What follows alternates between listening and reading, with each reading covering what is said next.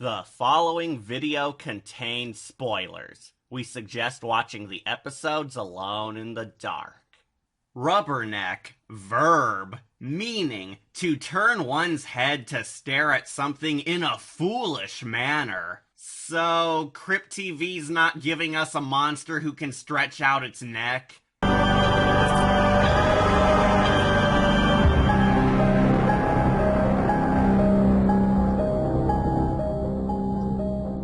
So, our webisode opens up instantly on some ominous action, as we see some chick running away from a ghost. See, those chairs moved all by themselves, ghost. But she doesn't make it too far, as the monster gives her a lift.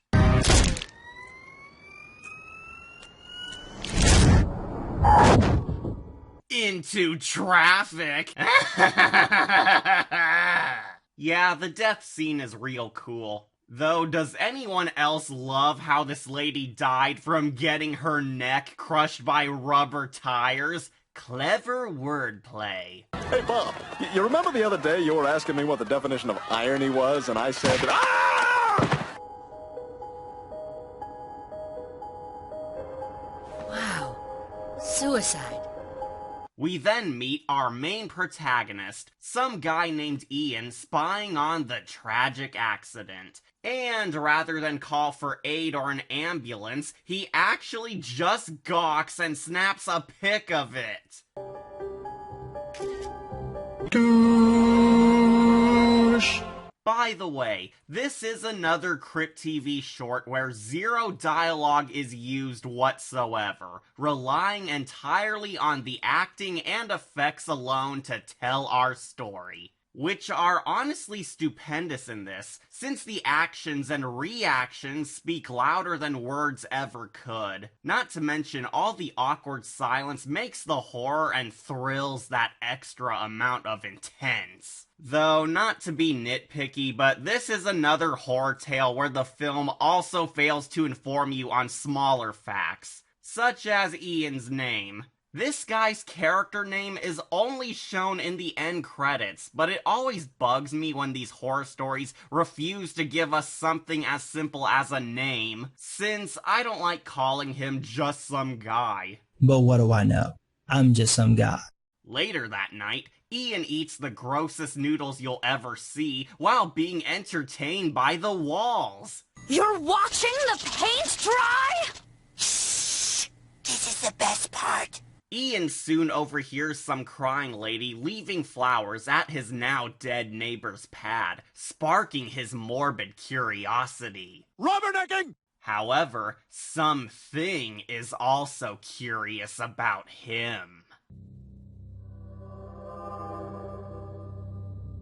What the heck is that? He finds no Silent Hill ghouls around, but then he rather creepily checks out his dead neighbor's house like a pervy weirdo. What the fuck? Dude, this guy's a creep. Now I hope he dies. I guess we're supposed to assume that he knew the neighbor lady somewhat, and he wants to learn why she died, but it's just freaky. To be fair, this is when the fun begins. He snaps some pics, looks through her stuff, tampers with her iPhone, and even finds a photo of a dead body, which the ironically dead lady took. Just like him. Rubbernecking! Gotta say, the suspense and unsettling atmosphere are pure perfection in this. The short having long, awkward silences truly helps this uneasiness feel even more nerve-wracking than most Crypt tales, to the point where this story actually impressed me with its jump scares.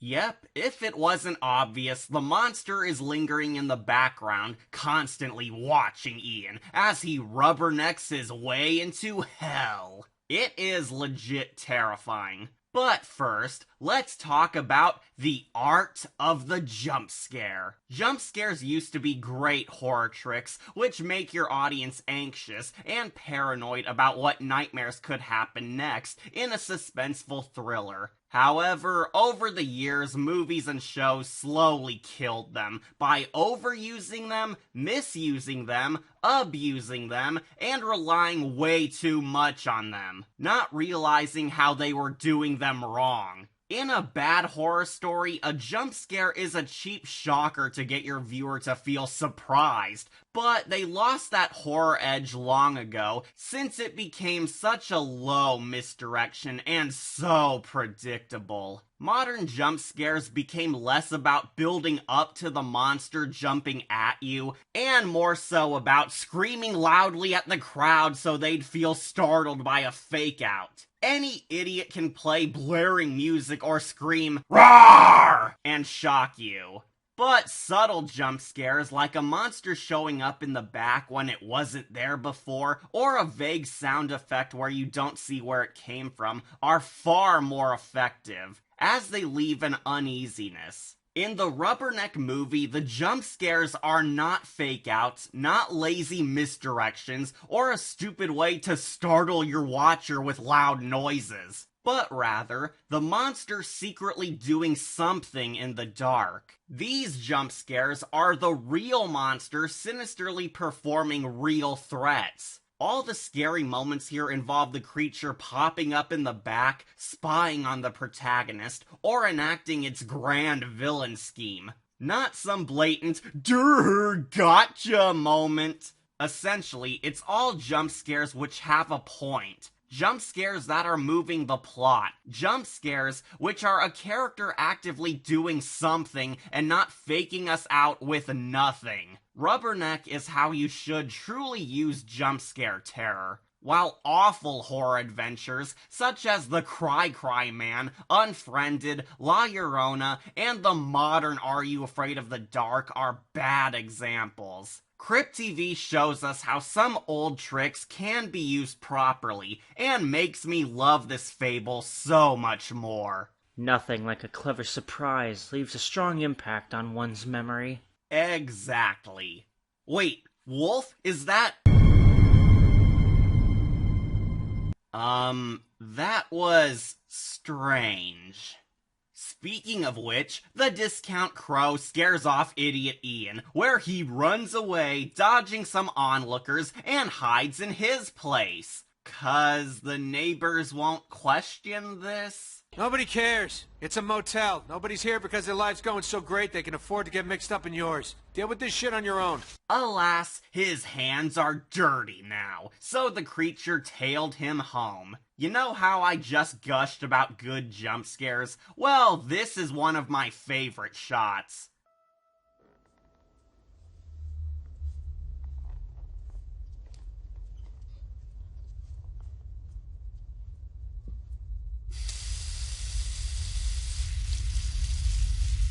What's up?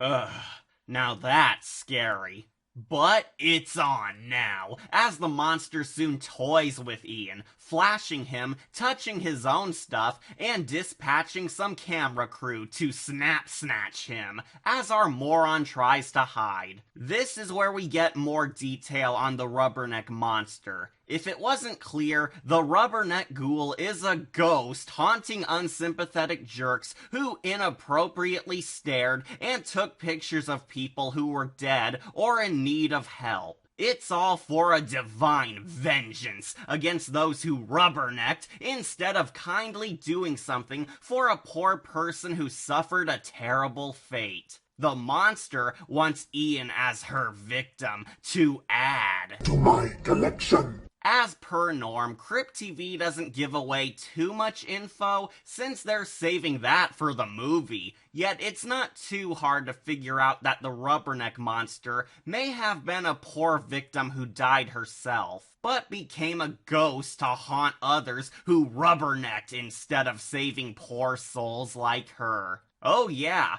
this monster is a girl. That's a woman? Not only that, but this is one of the rare Crypt TV monsters who was once a human being. Yeah, the short film does this incredible slow build-up before revealing that Rubberneck was once a human until becoming this unrecognizable monster. She's not some divine supernatural entity from places unknown like most of these creatures, but this ghoul was once a living person. I was something.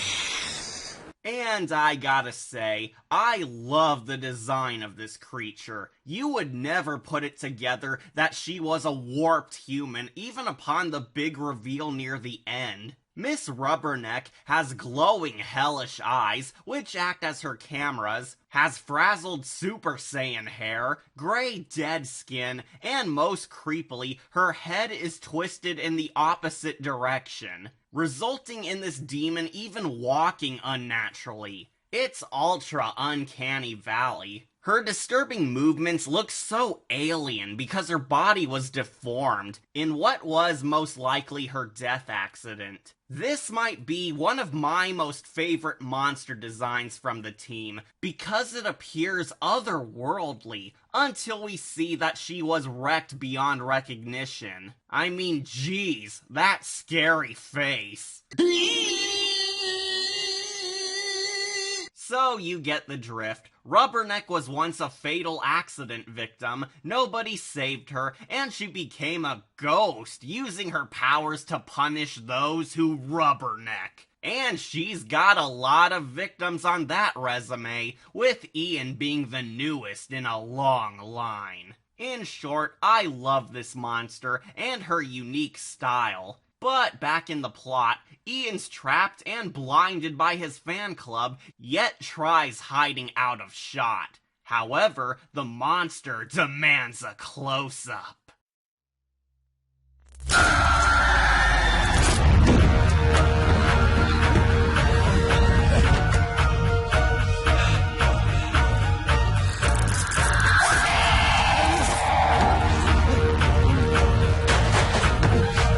Man, this is disturbing. Everyone wants me to talk about Pennywise, but the clown's got nothing on this chick.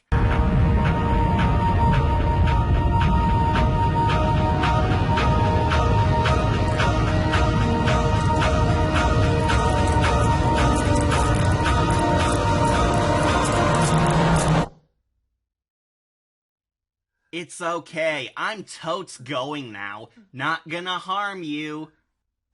Psych!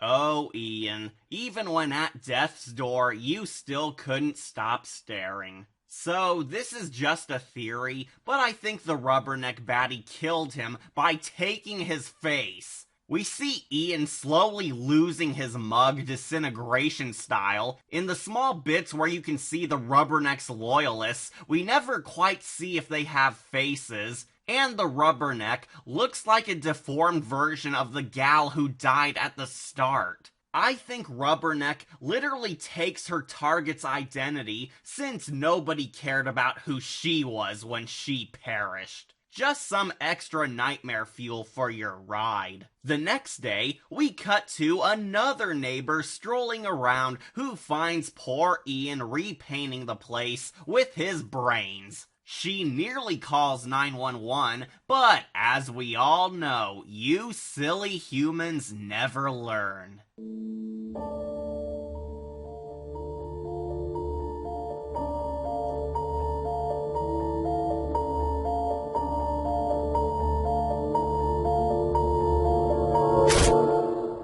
Well, here we go again, partner. Yep, the Rubberneck cycle begins anew. Next time, it's Tick Shock. Anywho, that was the end of the Crypt Trip Rubberneck. And I must say, it was the best It's Impolite to Stare lesson I've ever seen. The Rubberneck movie is paws down one of Crypt TV's phenomenal portraits among the web show's photo gallery. This was outstanding. The short film is your usual comeuppance story, but displays some clever writing, a well-written moral, nail-biting tension, off-putting visuals, grand production values, and best of all, another shining monster star burning into our nightmares. Rubberneck might be among my top 10 favorite Crypt TV monsters, since I haven't seen a ghoul this ferocious looking since the Birch. I love this cryptid, since it looks so monstrous,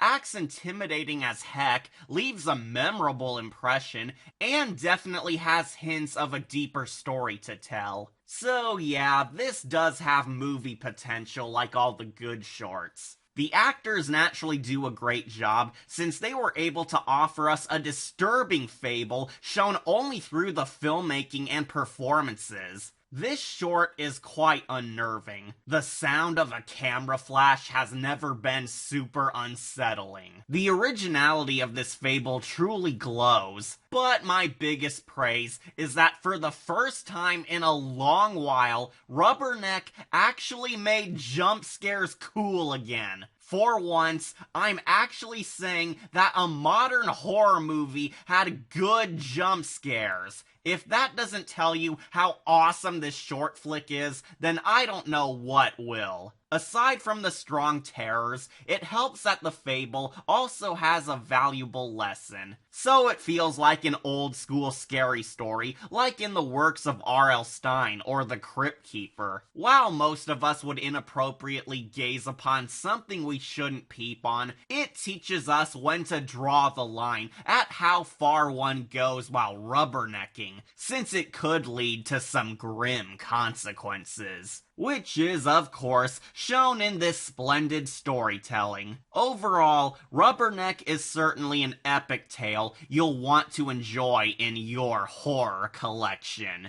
So, I grant Crypt TV's Rubberneck a gold skull, and a perfect score. 10 out of 10, I think it's that picture perfect. This short is a huge return to form for the Cryptverse, as it features some of the S-tier effort this web series is known and loved for. Rubberneck has so much to cherish and feel horrified by, so I hope this one gains a movie, or at least a sequel short sometime in the future. However, on its own, this tale is so flashy that you'll want to admire it in your horror book's precious memories. I'm your host, Catastrophe, and remember, kids, don't ever rubberneck, 'cause...